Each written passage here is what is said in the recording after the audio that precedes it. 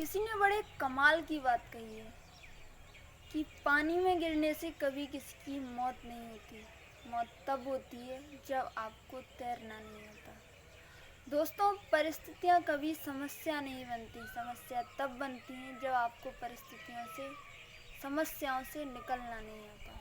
जी हाँ दोस्तों, मैं हूँ पूजा और आज आपके सामने एक ऐसी पॉजिटिव सोच रखने वाली कहानी लेके आई हूँ जो आपके ही नहीं बल्कि आपके पूरे जीवन को एक पॉजिटिव नज़रिया दे सकती है। जी हाँ दोस्तों, ये कहानी है एक ऐसे दिव्यांग राजा की जिसकी एक आँख और एक पैर नहीं था, लेकिन उसके राज्य में सब कुछ सकारात्मक चल रहा था। बहुत अच्छे से वो अपने राज्य का कारोबार संभाल रहा था। जी हाँ दोस्तों, एक दिन वो बहुत खुश था और अपने महल के बहुत पुराने गलियारे में घूम रहा था। अपने पूर्वजों की तस्वीर देख रहा था।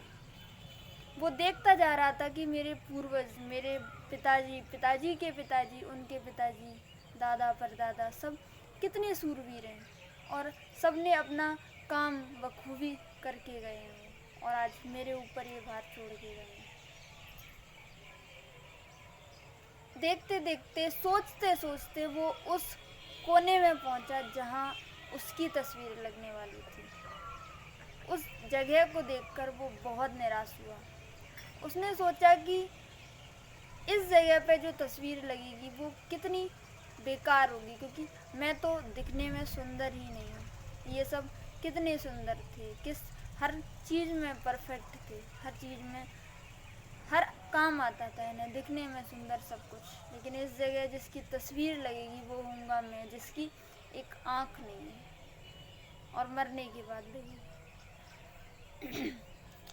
जी हाँ दोस्तों, ऐसा ही सोच के उसने सोचा कि मरने के बाद मेरी तस्वीर लगे, उससे अच्छा है कि मैं अभी अपनी पेंटिंग बनवाऊँ। तो उसने अपने राज्य के महान पेंटरों को बोला कि मेरी एक तस्वीर बनाओ, और वो सभी पेंटर सोच में पड़ गए कि राजा की तस्वीर कैसे बनाएं, क्योंकि राजा की तस्वीर तो सुंदर ही नहीं होगी, क्योंकि उसकी एक आँख नहीं है, एक पैर नहीं है। क्या बनाएं उस तस्वीर में।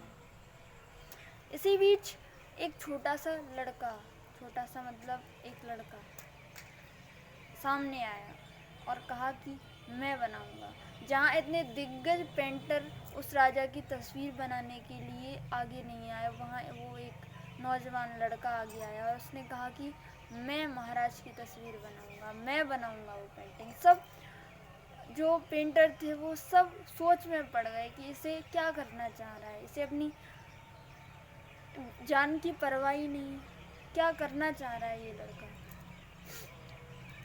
गाइस, उस लड़के ने कहा कि मुझे 2 दिन का समय दीजिए और मैं महाराज की तस्वीर बना के लाऊंगा। और ठीक 2 दिन के बाद वो लड़का राज दरबार में हाजिर हुआ और उसने महाराज की तस्वीर जैसे ही सबको दिखाई, जैसे ही महाराज को दिखाई, महाराज ने उसे इनाम से भर दिया। बहुत सारे जवाहरात, हीरे वगैरह बहुत कुछ दिया, उसे बहुत कुछ इनाम में दिया।